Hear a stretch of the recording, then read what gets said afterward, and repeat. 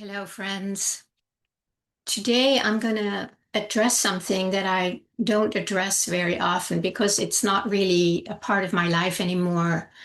But I kind of really want to caution against something here that I have been exposed to in my earlier days on my spiritual path, before I had discernment and felt connected and aligned in how I show up in the world today. So there is this thing called spiritual bypassing, and it can be a very, very destructive, confusing, and traumatizing way of interacting with other people. What I realized in the past, before I really felt grounded in my own sovereignty, in my own presence, there was a tendency to believe that these people knew more than me, that they had the answers, that I should listen to them. And I'm sure it's a very normal phase we go through on the spiritual path. But equally normal, I think maybe more for the male aspect than the female aspect, is that there can be a tendency to do a full-on spiritual bypass and only stay in the mind and not bring it down into the body, into the heart, into the beingness. I remember years ago when I went to Adyashanti as my spiritual teacher. I wouldn't say he did that. I'm just telling you that I used to go there. And he talked about there was a waking up to the mind, to the heart, and to the core, I think he said. And many, I don't want to generalize, but if I look back in my life, I've seen many men waking up to the mind and then thinking they know everything. There's a big piece missing, and that is many times the feminine part of it is to really bring it down here, to embody it. We need both, obviously, and we can't get stuck in one or the other. And then there's the third part, of course, when we really start realizing that the whole beingness, it's not like there are no real parts, but this is a progression. And I don't know where I am on that progression, honestly. I live aligned with my presence, with the field to my best ability. And I'm by no means saying I'm perfect or enlightened or know it all, because I don't. It wouldn't be true. So, what was interesting, I received a letter from somebody that I have interacted with maybe over a year ago, I think. Beautiful, beautiful soul who was very much waking up. And it was very, very beautiful. And I sent out a newsletter a few days ago, and I got a response, which is actually why I am offering this video today, because there is what this person says in this letter. It is true, but it's not the whole truth as long as we live in this dimension. You can't just skip this whole thing and then go to the absolute. And I'm going to read the letter in just a moment. I remember when I was with Joel Goldsmith, his teachings for many, many years, also many years ago, he would say about himself that he's not an absolutist. That means he does not just go to the absolute and skips this, which we're still experiencing.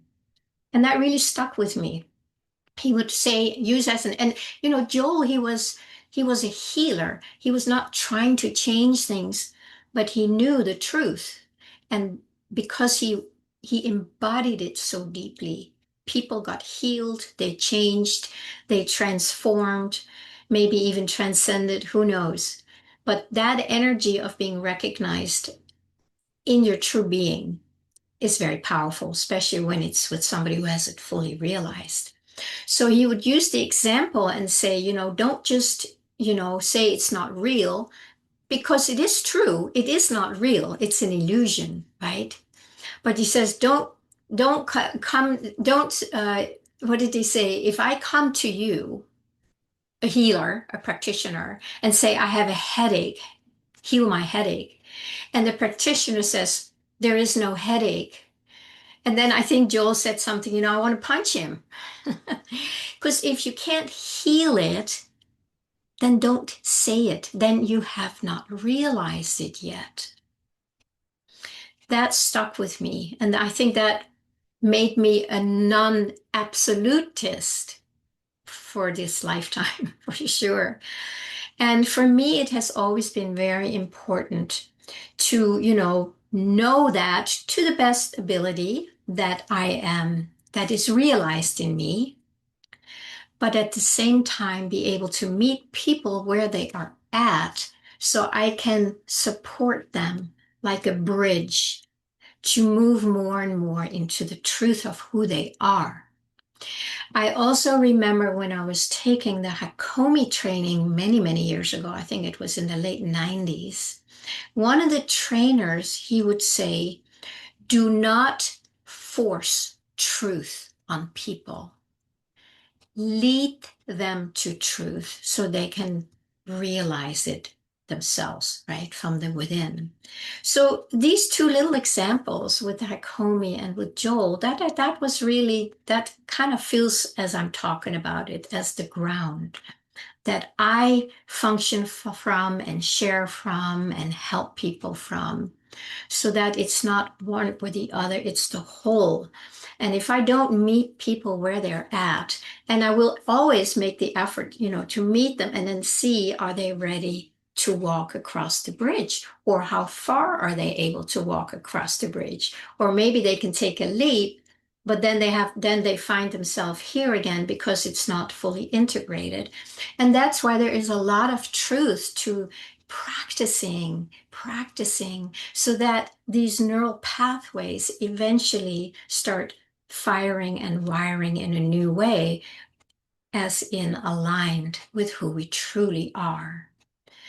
So it's not that there's anything wrong with the person who wrote this letter or anybody else who's doing it. I truly believe that this is a phase that some people go through where they have such a big awakening here that they really can see that there's really nothing here. It's not real, it's not true.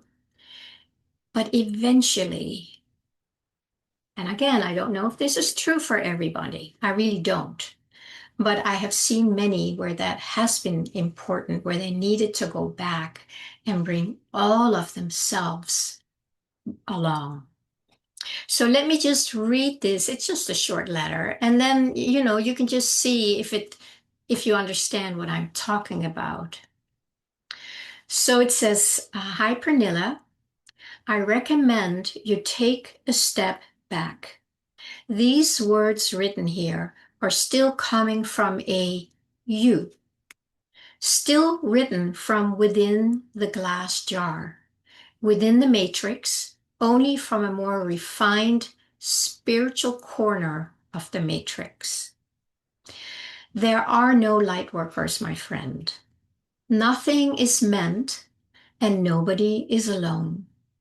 There is no new earth being born. That is just a story. There is only this. Release more. You are still clutching. So if you should watch this video, I don't know. Thank you for your feedback. It tells me more about this person than it about me, and that is how it is. Everything is a mirror, my friends. because it is true, there's really nothing out there except the mirror. But from my experience, what I have moved through, what I feel resonant with, I want to include all of it. You can't exclude everything, anything, because then you are in duality. You say, not this, not this. It is true. It is true that it's not any of this, but it has to be realized and felt and experienced so that it doesn't become like a raised finger, you are still yada, yada, yada. It is a mirror.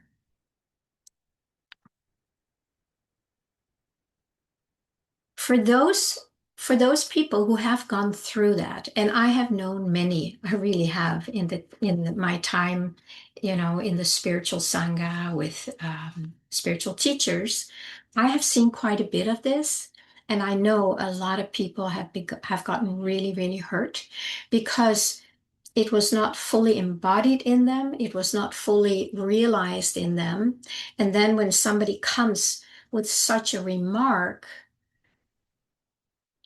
it's like there's something missing inside to stay upright, to stay sovereign, and just let it come and let it move through, which I do. When I read it, it's like, what? There was that reaction. I just needed to let that move through so I can see clearly. And then I felt moved to do this little video because I know there's many of us who may have experienced that, and it really can be very destructive. So what I want to share, when I want to invite anybody who might find themselves in that situation, I think it's beautiful, really, to open up and realize that, like, where the mind gets lit up, right? And then you can see clearly, but there's a lot more. And as long as we think we should go around with a lifted finger telling people where they're at, what they should do, then there is something missing inside where there is a duality, where there's a lack of ability to see the mirror that it is, that maybe that finger needs to go inside, turn back and see, where am I still clutching? Am I clutching in thinking that I know better than others or whatever it is. And I'm not saying this letter wasn't written with love. It may have been. I don't know where such a letter comes from within somebody that they feel moved to write that letter. It may be out of love. It may be out of who knows what.